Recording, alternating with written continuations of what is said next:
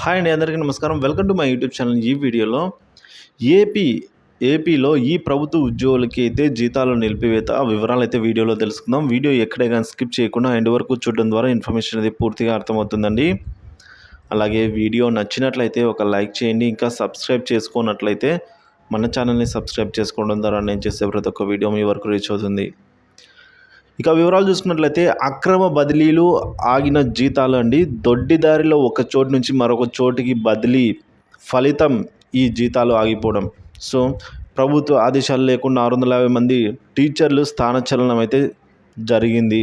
So జీతాలు చెల్లింపులు నిలిపివేత treasury అధికారులు అయితే ఈ విధంగా జీతాలు నిలిపివేత అని చెప్పి సంచలన నిర్ణయం తీసుకోవడం జరిగింది. ఇక ప్రిన్సిపల్ సెక్రటరీ జోక్యంతో జీతాల చెల్లింపుకు చర్యలు అయితే చేపడతామన్నారండి.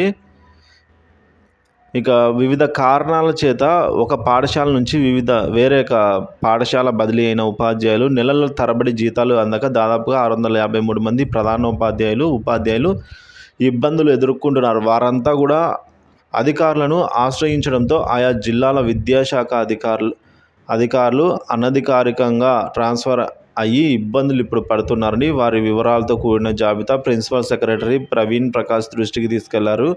ట్రాన్స్ఫర్ ఆర్డర్లో వివిధ రకాల సమస్యల కారణంగా జీతాలు అందడం లేదని అయితే పేర్కొంటూ ప్రిన్సిపల్ సెక్రటరీ వివరించారండి. స్పందించిన ఆయన వారందరి సమస్యను పరిష్కరించాలని విద్యాశాఖ కమిషనర్ సురేష్ కుమార్కు సూచించారు. ఇక ఆయన ఆదేశాల మేరకు కమిషనర్ సురేష్ కుమార్ ఈ నెల 25వ తేదీన రీజియనల్ జాయింట్ డైరెక్టర్లు అలాగే జిల్లా విద్యాశాఖ అధికారుల వీరికి ఆదేశాలు జారీ చేశారు. సో దీంతో ట్రెజరీ అధికారులతో సమన్వయం చేసుకుని ప్రభుత్వ ఆదేశాల మేరకు ట్రాన్స్ఫర్ ఆర్డర్లను అందజేసి జీతాలు అందేలా చూడాలని ఆదేశించారు. వీరు గతంలో పనిచేసిన పాఠశాలలో అధికారికంగా రిలీఫ్ పొంది ప్రస్తుతం పనిచేస్తున్న పాఠశాలలో జాయింట్ ఆర్డర్లను పొందాల్సి ఉంది. అవి ట్రెజరీ కార్యాలయానికి చేరిన తర్వాత ఈ 653 మంది జీతాలు తిరిగి చెల్లించనున్నారు.